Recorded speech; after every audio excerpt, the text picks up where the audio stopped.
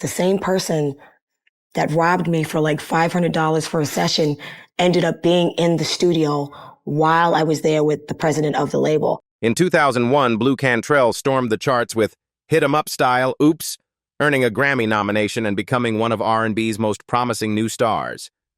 But just as fast as she rose, she disappeared. What happened next is a story few were prepared for. Behind the scenes, Blu faced a brutal mix of industry betrayal, a shady record contract, leaked racy photos, and a shocking mental health crisis that tabloids turned into a media circus. Her name slowly faded. And some believe that was by design. Because if the rumors are true, Blu Cantrell wasn't just forgotten, she was erased. Erased after being linked to Jay-Z. Erased for knowing too much. Some even claim the name Blue Ivy wasn't just a coincidence, and that Beyonce's daughter may not be hers at all. Is it a conspiracy? Or was Blu Cantrell sacrificed to protect the empire? This is the story they never wanted you to hear. The tragedy of Blu Cantrell will break your heart. The rise before the fall. Before the fame, before the scandal, and before the heartbreak, she was just Tiffany Cobb, a girl from Rhode Island with a dream far bigger than the place she came from. Born into a family of 6 children, Tiffany was raised by her mother, a hard-working jazz singer who did everything she could to provide for her kids on her own. There was no father figure, only absence. In later interviews, Tiffany wouldn't hold back.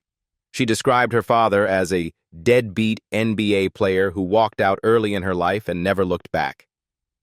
From an early age, Tiffany found comfort and identity in a single color, blue. She was obsessed with it, surrounded herself with it, and eventually it became her name. Blue, they called her, a nickname that stuck like destiny. At 17, armed with nothing but raw ambition and a voice that could shake the rafters, she packed up and moved to New York City. Her goal? To become a singer. But dreams in New York come with a price. She worked odd jobs just to scrape by, barely surviving in a city that chews up hopefuls by the dozen. Desperate to pay her bills, Blu made a decision that would follow her for the rest of her life. At 18, she posed for Blacktail magazine, an adult publication. At the time, it felt harmless. Fast money, an easy gig, a stepping stone. But that decision would later be used against her, long after she had become a star. Still determined to break into the industry, she rebranded herself as Blu Cantrell, combining her childhood nickname with her grandmother's surname. Her first real break came when she joined a girl group called 8th Avenue, formed by legendary producer Teddy Riley. For a moment, it seemed like her path was finally opening up. But when Riley's group Blackstreet dissolved, so did 8th Avenue. Blu was once again left on her own, talented, hungry, and without a team. Getting signed, the deal that changed everything. In the year 2000, just as Blu Cantrell was still clawing her way toward the spotlight, tragedy struck. She received devastating news. Her sister had been in a serious car accident and was in a coma at a hospital in Atlanta. With her heart racing and her mind reeling, Blu dropped everything and made her way south. Family came first.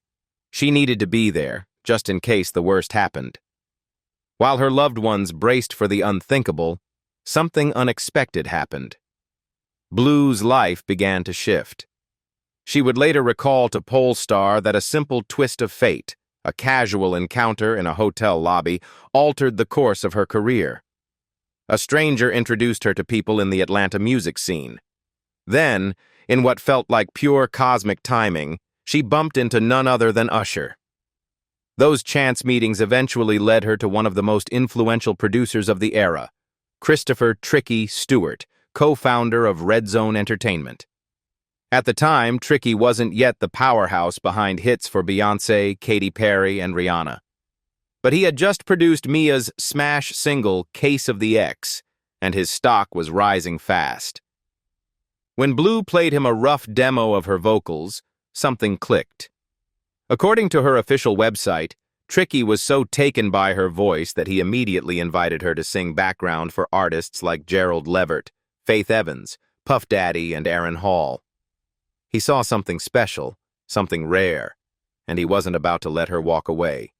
He even invited her to stay with him and his girlfriend at their home in Atlanta, rather than return to New York alone. At first, Blu was unsure. Her sister had just come out of the coma, and the emotional toll was still raw. The path ahead, both personally and professionally, was uncertain. But something about Tricky's home gave her peace. As she later told You Know I Got Soul, she had been on her own for so long that the warmth and stability of a family environment felt like something she didn't know she needed. So she stayed. That's when Tricky made another bold promise. He said he was going to call his friend L.A. Reid, the president of Arista Records, and get him to listen to her songs. Blu didn't believe it, at least not at first. It sounded too good to be true. But days later, it happened.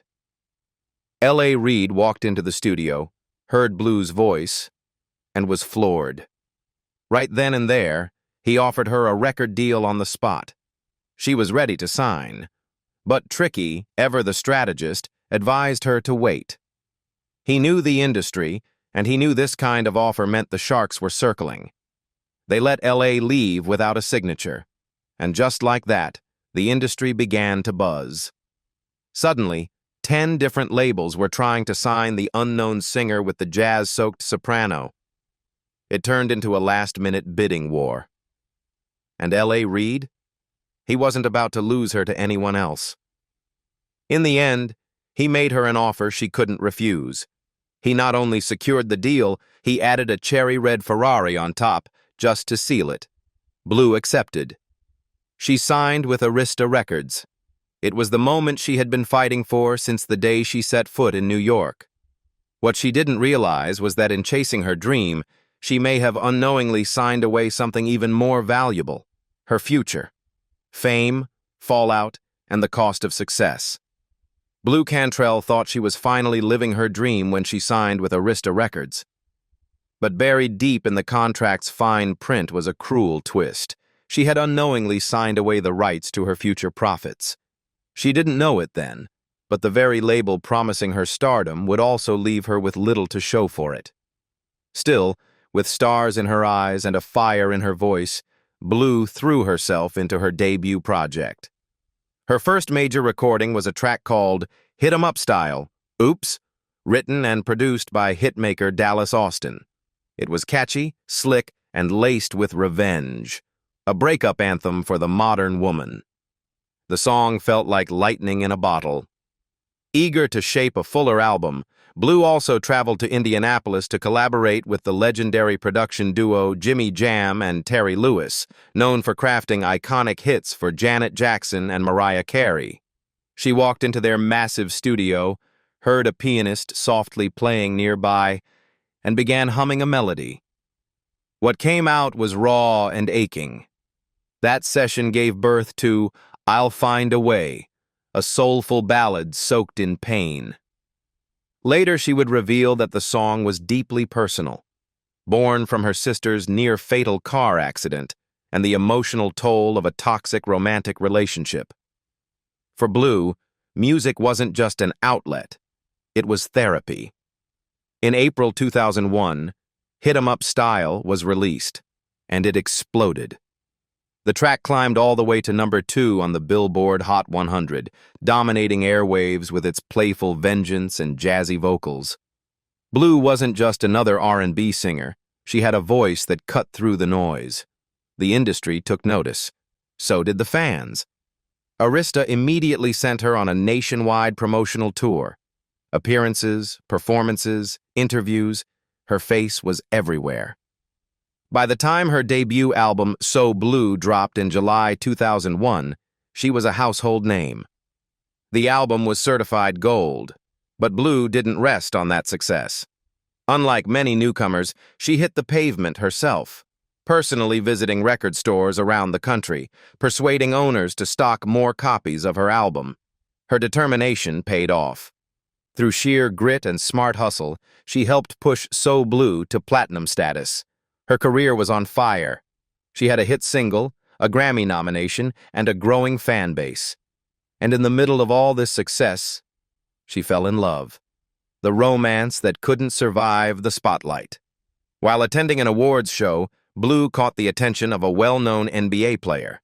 She never revealed his name publicly, but in an interview with Wendy Williams, she admitted he pursued her relentlessly. Call after call, invitation after invitation, he was captivated by her. Eventually, they began dating. Blu was happy. Her personal life was blossoming, and for once, everything seemed to be going right. But the past has a way of resurfacing, especially in show business. In May 2002, someone dug up her early photos from Blacktail magazine, the adult publication she had modeled for back when she was just 18 and desperate to pay her bills. The images, once buried in obscurity, suddenly became tabloid gold. But Blu didn't panic. She handled it with cool confidence. "I'll sign one of the pictures if they want me to," she told the Atlanta Journal-Constitution. She told The Guardian that the photos were keeping her name in the press, and that wasn't necessarily a bad thing. In fact, she flipped the controversy into a business move. She reportedly negotiated a $1 million deal to pose for Playboy and was even invited to perform at the Playboy Mansion. But not everyone saw it as empowerment. Radio 1, one of the UK's largest music outlets, briefly banned her music from their station, punishing her for a decision made long before her fame. And worse, her personal life suffered. The NBA player who once couldn't stay away suddenly disappeared. Their relationship crumbled under the weight of public scrutiny and private insecurity. Bittersweet success, unspoken rivalries. By 2003, Blu Cantrell was determined to prove that her debut wasn't a fluke. She returned to the studio and poured herself into her sophomore album, Bittersweet, a project that reflected everything she had endured: heartbreak, media pressure, and the painful cost of overnight fame. The album was both a commercial and critical success. It peaked at number 7 on the Billboard charts and performed strongly overseas. Critics praised her vocal range and emotional depth, and once again, the Recording Academy took notice, earning her another Grammy nomination. But just as the music world applauded her comeback, the tabloids had other plans. Rumors began to swirl, this time about Blu and Jay-Z. Despite Jay-Z being in a very public relationship with Beyonce, speculation ran wild. Whispers of secret phone calls, flirtatious encounters, and a possible love triangle took on a life of their own. Blu didn't shy away from the topic. In an interview with Wendy Williams, she set the record straight, sort of. "We were never intimate," she said with a smile. "But I have a big crush on him, though. I'll tell you that much." When Wendy teased her about it, asking whether she still had questions about being with him, Blu responded playfully, "No, I didn't. I'm really selective about it." Then, with a sly grin, she added, "I really like him, though, and I don't care. I don't care who he's dating. I've always had a crush on him. I'm just saying." When asked whether she'd make that flag, if everything lined up, Blu's answer was direct. I wouldn't turn it down. Let's just put it that way." Whether it was harmless admiration or something more, one thing was clear. Tensions were building behind the scenes, the Beyonce controversy.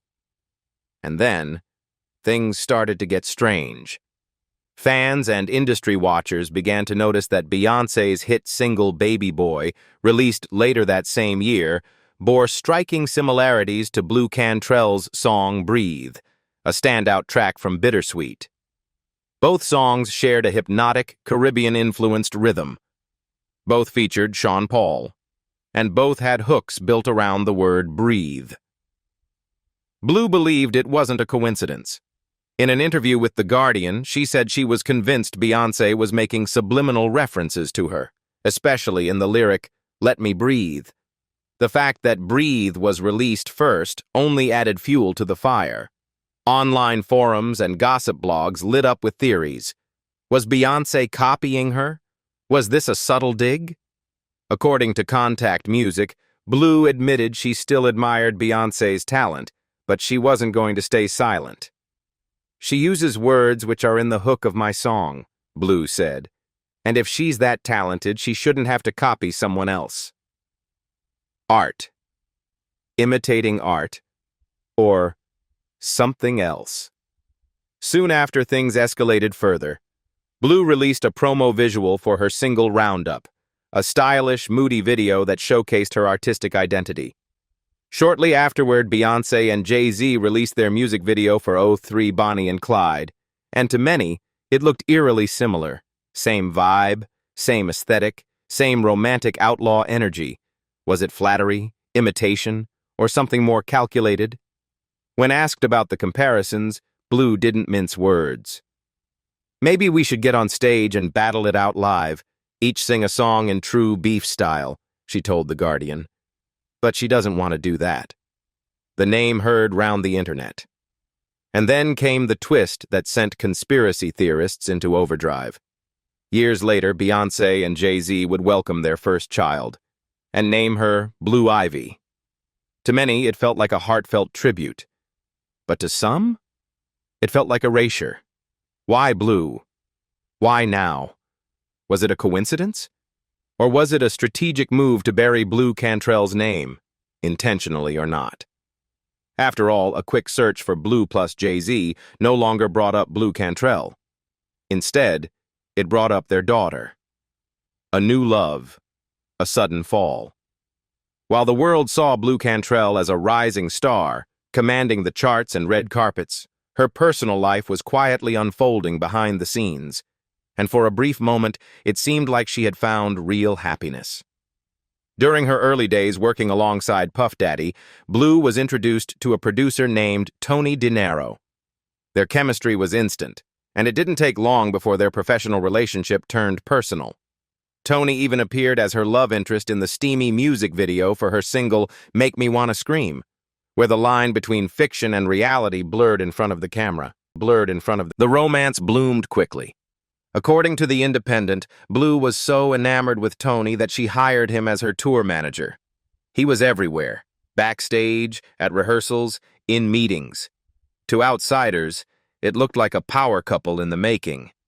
But behind closed doors, things weren't as perfect as they appeared. By February 2004, their relationship began to unravel. Reports surfaced that constant arguments had turned physical, leading Blu to finally break things off. Tony denied any abuse, but insiders claimed the emotional toll had become unbearable. Not only did Blu end the relationship, she also cut ties with him professionally. Still, traces of him lingered. Tony's production work remained on pre-recorded tracks that appeared on her 2004 mixtape, From L.A. to L.O., a bittersweet reminder of a love that had turned toxic. Career chaos and creative limbo. As if heartbreak wasn't enough, Blu's professional life began spiraling just as quickly.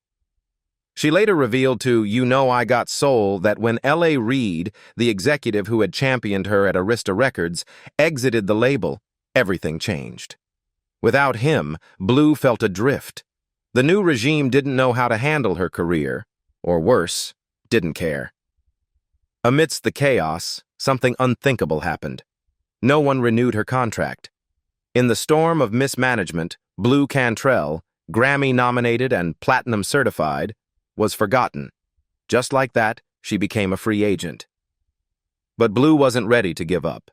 She continued to tour independently and work on new music. She accepted stage work, too, starring in the 2007 play Gossip, Lies, and Secrets, alongside Kenya Moore and Lisa Ray. Fans who came to see her perform found a woman still brimming with talent and fire, even if the industry had turned its back.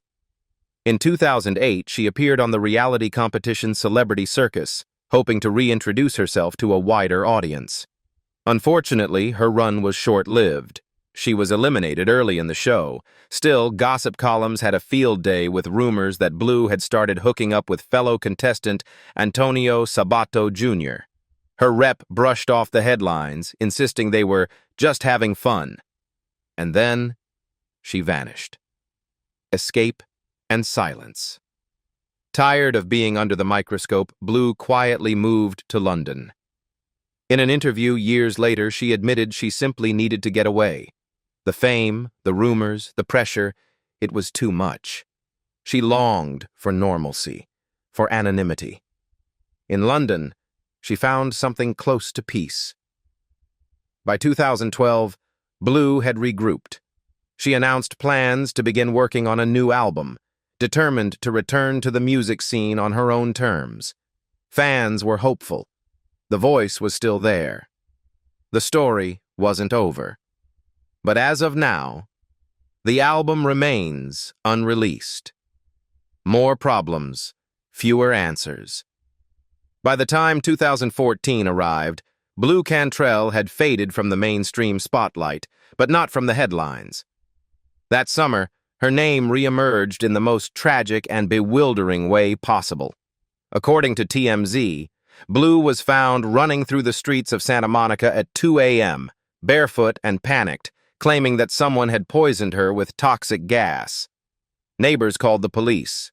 When officers arrived, they encountered a woman clearly in distress. And then came the heartbreaking moment that stunned fans and the industry alike. Blu reportedly identified herself to authorities as a one-hit wonder. It was a jarring admission, especially from someone who had once stood on the brink of superstardom. The police escorted her to the hospital for a psychological evaluation, but beyond that, no official diagnosis was ever made public. What had triggered the episode? What had she been going through behind closed doors? No one knew. And Blu wasn't saying. Reflections on a broken system. In the aftermath, Blu began opening up, carefully, cautiously, about the forces that had derailed her career. Speaking to You Know I Got Soul, she expressed deep regret over the record deal she had signed early in her career. "When you're new to the business," she said, "people are bound to take advantage of you." And she didn't mince words about the scale of that exploitation. "I can tell you that 98% of artists have been robbed." Blu revealed that her label had steered her toward a specific attorney, one they claimed would represent her interests. But that lawyer, she later discovered, was also working for the label. It was a classic conflict of interest, and it cost her dearly. "They were all working together," she said bitterly, "to basically take what was mine." Despite writing a significant portion of her own music, Blu said she lost control of her publishing rights. The royalty checks came in, but the money went elsewhere. "I never got one dime from Arista," she said, matter-of-factly. Behind the glitz and radio play was a cruel reality. The artist who created the work was the one profiting the least from it. Beauty, judgment, and the price of being a woman. Blu also opened up about the lasting damage of her past photo shoots, particularly the risque spread she did for Teal magazine. While male artists are often praised for their edginess, Blu found herself harshly judged and labeled. She admitted that the photos had derailed her career, not because they lacked artistry, but because of how women in the industry are punished for choices that men are applauded for. In a world where image could make or break you, Blu's defiance of expectation came at a cost she hadn't fully anticipated. A rare return and more questions. In March 2020, just days before global lockdowns swept across the world, Blu Cantrell stepped back into the spotlight, if only for a moment. She performed live in London, marking one of her first public appearances in years. But when images from the performance surfaced, fans were taken aback. Her look had changed. Her demeanor felt distant. And because she rarely updated her social media accounts, the contrast was startling. Online chatter soon morphed into speculation. Was she okay? Had the years of silence and struggle taken a deeper toll than anyone realized? Was this the same Blu Cantrell who once stood proud on stage with a platinum record and a Grammy nomination? No official statement followed, no interviews, no new album release, just silence. And so, once again, Blu Cantrell disappeared from view, leaving behind more questions than answers. Her voice still unforgettable, her story still unresolved. Blu isn't the only one whose rise coincided with Beyonce's, and whose career mysteriously stalled. Maya, Monica, Tierra Mari, and even Aaliyah were prominent R&B figures whose trajectories were suddenly derailed. Aaliyah, in particular, was seen as Beyoncé's only true competition in early 2000s pop R&B. She died in a plane crash in 2001, just as Destiny's Child was preparing to transition into Beyoncé's solo reign. Some fans see a pattern: powerful men in the industry choosing who to elevate and who to erase. Jay-Z, who became president of Def Jam in 2004, had significant control over contracts and careers. Blu's contract ended just as he took that position. She later said, "If I'd known, I would have gotten my own lawyer. They took what was mine." The story doesn't end with career sabotage. Blu's 2014 breakdown follows a troubling pattern seen with other artists who tried to speak out: Martin Lawrence, Britney Spears, Kanye West. Once labeled crazy, their words lost credibility. For Blu, this label became a silencer. But she eventually broke her silence, saying that her mental collapse was a result of years of trauma and betrayal, not instability. She wasn't alone. Another woman, Kathy White, allegedly had ties to Jay-Z and was rumored to be pregnant. She was found dead the day before she was said to be going public. The case was quietly closed. Fans still whisper her name. Today, Blu Cantrell remains a haunting question mark in music history. She went from Grammy-nominated star to industry ghost.